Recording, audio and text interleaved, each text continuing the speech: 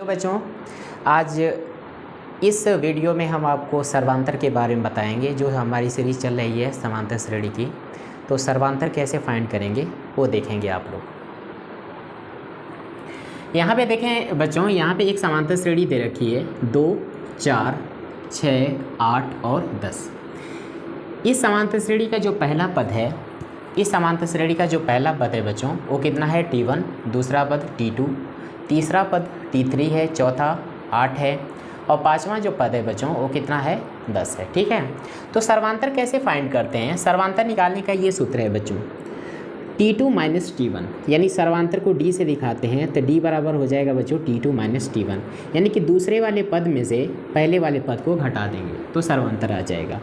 तो D is equal to T2 का मान कितना है बच्चों 4, और 1 का मान T1, प्रथम पद कितना है 2, तो सर्वांतर कितना हो गया D का मान 2, यानी कि इस समांतर श्रेणी का सर्वांतर कितना है 2 है। ठीक है, एक और एग्जाम्पल करके देखते हैं बच्चों। जैसे लिखा है बच्चों, एक लिखा है 3, 1, 4, 7, 10, 13, ये समांतर श्रेणी दे रखी है। ठीक है, तो पूछा जाए कि इस समांतर श्रेणी का जो सर्वांतर है वो कितना होगा, तो सर्वांतर D बराबर लिखेंगे बच्चों T2 माइनस T1। सर्वांतर D बराबर क्या लिखेंगे T2 माइनस T1, यानी कि दूसरे वाले पद में से पहले वाले पद को घटा लेंगे। तो यहाँ पे पहला वाला पद T1 है, यहाँ पे दूसरा पद कितना है बच्चों 4 है, तीसरा पद 7 है, चौथा पद 10 है और पांचवा पद कितना है बच्चों 13। तो सर्वांतर D का मान निकालेंगे T2 माइनस T1 करके, यानी कि सेकेंड वाले पद में से पहला वाला पद घटा लेना है। तो 4 माइनस 1, तो D का मान बच्चों कितना आया 3। एक और क्वेश्चन दिखा देते हैं आप लोगों को। यहाँ पे हम दिखा रहे हैं बच्चों, इसको हम मिटा दे रहे हैं। एग्जाम्पल नंबर नेक्स्ट, जैसे दे रखा है बच्चों 1/2, ठीक है, फिर 0 लिखा है, फिर लिखा है बच्चों 0 और फिर लिखा है बच्चों -1/2, फिर लिखा है -1 और डैश करके इस तरह से समांतर श्रेणी जा रही है। तो ये प्रथम पद है T1 और द्वितीय पद कितना है बच्चों 0, तीसरा पद कितना है -1/2, चौथा पद कितना है -1। तो यहाँ पे सर्वांतर अगर निकालना है तो सर्वांतर D का मान जो होगा वो बच्चों क्या होगा T2 माइनस T1। तो सर्वांतर D का मान आएगा T2 का मान कितना है 0 माइनस T1 का मान कितना है बच्चों 1/2, तो सर्वांतर D का मान आएगा -1/2। तो ये सब आप लोग क्वेश्चन नोट कर सकते हैं। ठीक है, एक क्वेश्चन और दिखा देते हैं आप लोगों को। एग्जाम्पल लिखा है बच्चों कि 4, ठीक है, फिर लिखा है बच्चों 1 और फिर लिखा है -2, फिर लिखा है -5। ठीक है, तो ये प्रथम पद T1, द्वितीय पद T2 जो है 1 है, तीसरा पद -2 है, चौथा पद कितना है बच्चों -5 है। तो हमें पूछा जाए कि सर्वांतर कितना है, तो सर्वांतर D बराबर क्या होता है T2 माइनस T1, यानी कि दूसरे वाले पद में से पहले वाले पद को घटा लेना है। तो दूसरा वाला पद कितना है 1 माइनस पहला वाला पद कितना है बच्चों 4, तो सर्वांतर D का मान आया गया -3। तो इस तरीके से आप लोग सर्वांतर अच्छे से निकाल सकते हैं।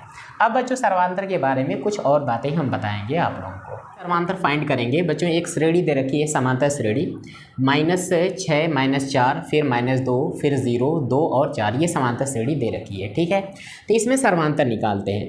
तो जो सर्वांतर होता है बच्चों, उस सारे पदों में ना जो अंतर होगा वो सेम ही आएगा। कैसे देखते हैं कि T2 माइनस T1 करके देखते हैं। ठीक है, तो सर्वांतर D बराबर आएगा T2 माने सेकेंड वाला पद कितना है बच्चों -4, माइनस T1 का मान कितना है बच्चों -6, तो D का मान आएगा -4, माइनस और माइनस का गुणा करेंगे तो 6 आएगा, +6 हो जाएगा, तो D का मान आया बच्चों 2।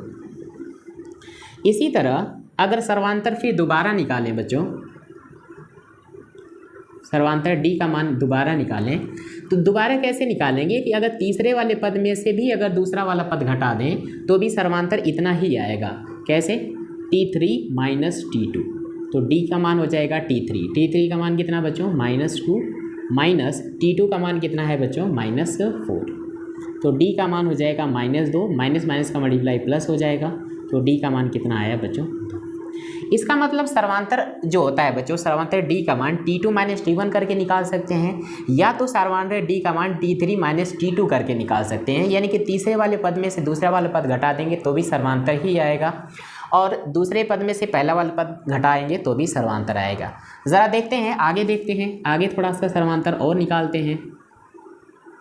सर्वांतर D बराबर, इसमें ज़रा चेक करते हैं इसमें, हाँ, तो चौथे पद में से तीसरे वाले पद को घटा रहे हैं, तो चौथे पद में से तीसरे वाले पद को अगर घटा ले रहे हैं तो सर्वांतर कितना आएगा। चौथा पद कितना है बच्चों, 0, माइनस तीसरा पद कितना है, -2, यहाँ पे -2 लिखेंगे, तो D का मान हो जाएगा 0 + 2, तो D का मान कितना आया, +2।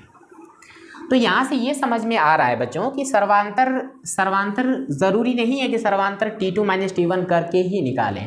आप तीसरे पद में से दूसरे को घटा लें, चौथे में से तीसरे को घटा लें, या छठे में से पाँचवें पद को घटा लें तो भी सर्वांतर ही आएगा। तो यहाँ से बच्चों सर्वांतर के लिए एक फार्मूला हम लिख रहे हैं, सर्वांतर D बराबर, या तो आप करें T2 माइनस T1 कर लें तो भी सर्वांतर D ही आएगा, या तो T3 माइनस T2 करेंगे तो भी सर्वांतर D आएगा, या तो बच्चों T4 माइनस T3 करें तो भी सर्वांतर D ही आएगा। तो इस तरह से हम लोग सर्वांतर निकाल सकते हैं। ठीक है, सर्वांतर इस तरह से निकाला जा सकता है।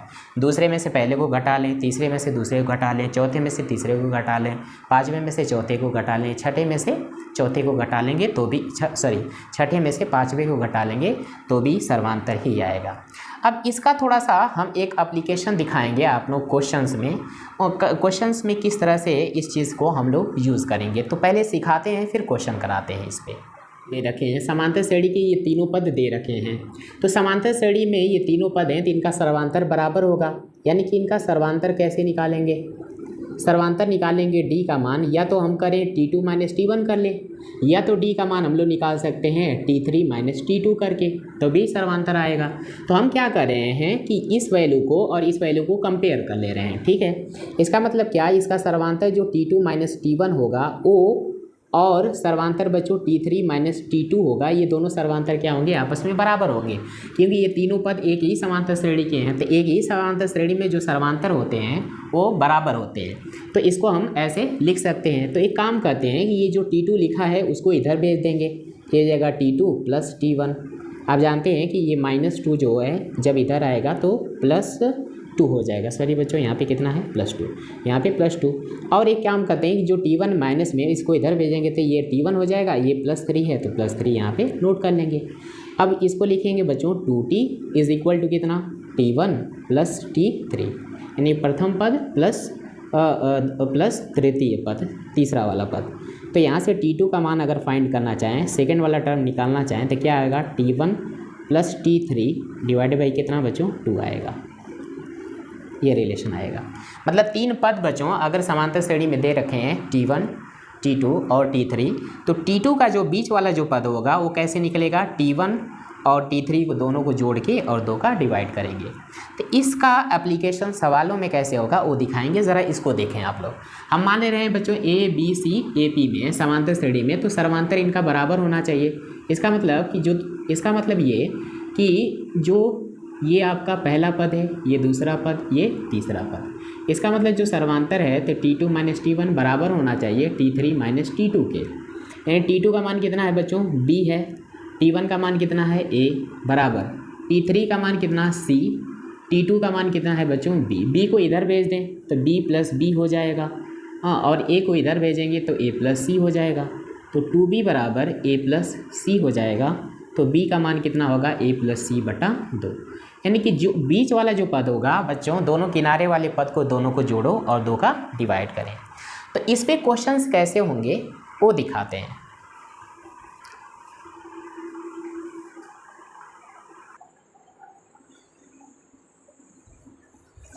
हाँ, तो बच्चों क्वेश्चन ये है, क्वेश्चन है K का मान ज्ञात करें यदि K+1 2K+1 और K+7 समांतर श्रेणी के पद हों।